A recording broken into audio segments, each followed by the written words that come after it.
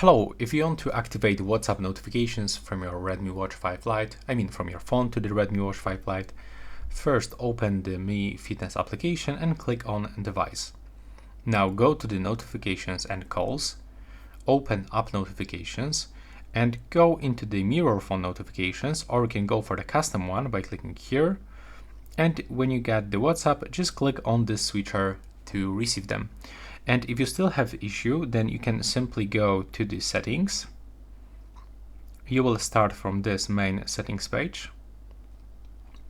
You will have to find applications and go to see all apps that you have on your phone, and basically you will have to search for WhatsApp.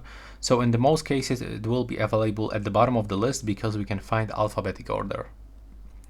Open it, go to the notifications, and be sure that you enable the WhatsApp notifications from chats, from other, and allow the full screen notifications. Thanks for watching.